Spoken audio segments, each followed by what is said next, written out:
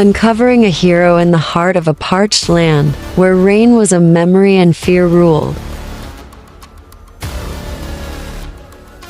One man stood alone against an empire. This is the story of Elijah, a fierce prophet who challenged a wicked king, a powerful queen, and 450 false prophets, all to prove that a small whisper of faith could unleash the power of God and end a years-long drought. Get ready to witness a showdown that changed a nation forever.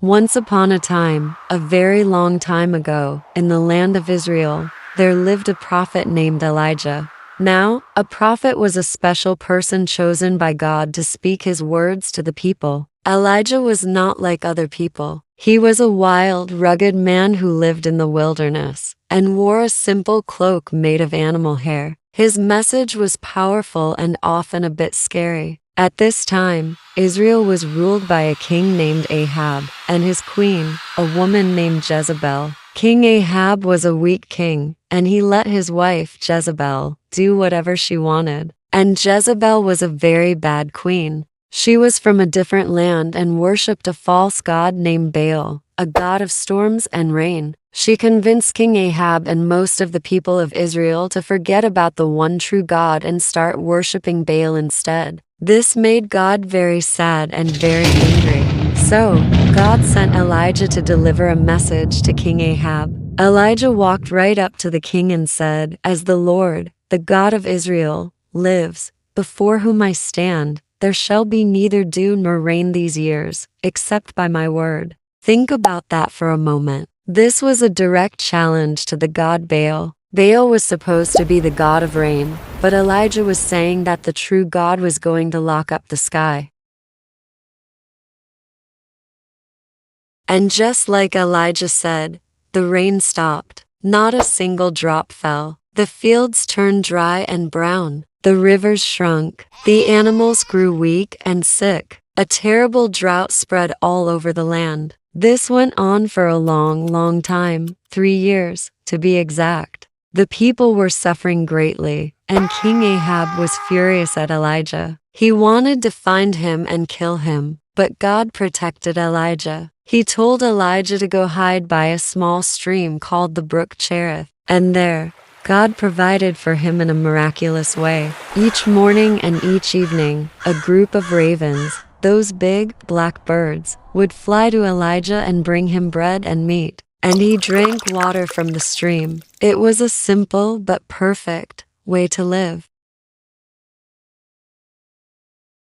However, after a while, even the little stream dried up because there was no rain. So God told Elijah to go to a town called Zarephath. God said a widow there would provide for him. When Elijah arrived, he found a poor widow woman gathering sticks. He asked her for a little water and a piece of bread. The woman said, "As the Lord your God lives, I have nothing baked, only a handful of flour in a jar and a little oil in a jug. I am gathering the sticks that I may go in and prepare it for myself and my son, that we may eat it and die." She was so poor she had just enough for one last meal. But Elijah told her not to be afraid. He said, "First, make me a small cake from what you have and bring it to me, and afterward, you can make something for yourself and your son. For this is what the Lord, the God of Israel, says: the jar of flour will not be used up and the jug of oil will not run dry until the day the Lord gives rain on the land." The woman believed him. She did exactly as Elijah said, and a miracle happened. Every day, no matter how much she used, the jar of flour was always full, and the jug of oil never ran out. The three of them, Elijah, the widow, and her son, ate for many days, and they never went hungry. But then, a terrible thing happened. The widow's son became very sick and died. The woman was heartbroken. She cried out to Elijah, blaming him for her son's death. Elijah was filled with grief. He took the boy's body and carried him upstairs to his room. He laid him on his own bed and cried out to God, "O Lord my God, have you brought tragedy even to this widow I am staying with, by causing her son to die?" Then he stretched himself out on the boy's body 3 times and prayed, "O Lord my God, please let this boy's life return to him." And God heard Elijah's prayer. The boy's spirit returned to him, and he came back to life. Elijah carried him back down to his mother and said, "See, your son is alive." The woman was so amazed and full of joy. She said, "Now I know that you are a man of God and that the word of the Lord from your mouth is the truth." After 3 long years of drought, God told Elijah to go show himself to King Ahab. The time had come for a big showdown. Elijah challenged King Ahab to gather all the prophets of Baal and Asherah on top of Mount Carmel. When everyone was gathered, Elijah stood before the people and said, "How long will you waver between 2 opinions? If the Lord is God, follow him. But if Baal is God, follow him." The people were silent. Elijah then proposed a test. "I am the only prophet of the Lord left, but there are 450 prophets of Baal. Let them take to bulls. They can choose one, cut it in pieces, and lay it on a pile of wood, but they cannot light the fire. I will do the same with the other bull. Then you can call on the name of your God, and I will call on the name of the Lord, the God who answers by fire. He is God." The prophets of Baal agreed. They took their bull, and they started to call on Baal. From morning until noon they shouted, "O Baal, answer us." But there was no voice and no answer. They danced around the altar, and they even started to cut themselves with swords and spears, hoping to get their God's attention. But nothing happened. At noon, Elijah started to make fun of them. He said, "Shout louder. Surely he is a god. Perhaps he is deep in thought, or maybe he is on a journey, or perhaps he is sleeping and must be awakened." They shouted even louder, but still there was no fire. Finally, it was Elijah's turn. He told the people to come closer. He rebuilt the altar of the Lord, which had been broken down. He then dug a trench around the altar and placed the wood and the bull on top. Then he did something crazy. He said, "Fill 4 jars with water and pour it on the offering and on the wood." They did it. He told them to do it a 2nd time, and a 3rd time.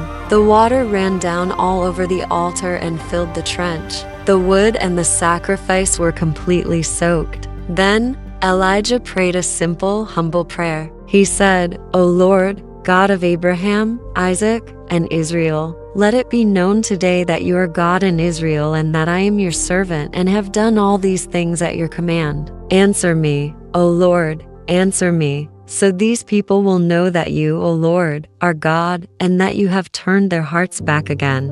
And right away, fire from the Lord fell from the sky. It consumed not only the offering and the wood, but it also burned up the stones of the altar and the dust, and it licked up all the water in the trench. When the people saw this, they were so amazed and filled with awe. They fell face down on the ground and cried out, "The Lord, He is God! The Lord, He is God!"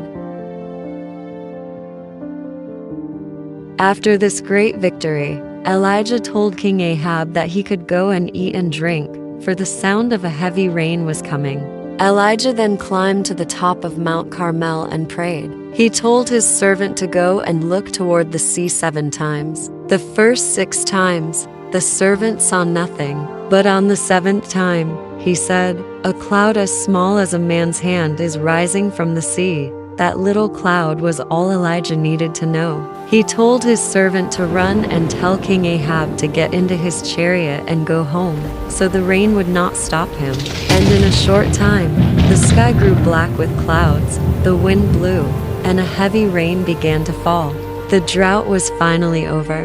Elijah's story is a powerful reminder that there is only one true God. It shows that God will provide for His people in miraculous ways and that He is always ready to show His power to those who are willing to trust and obey Him.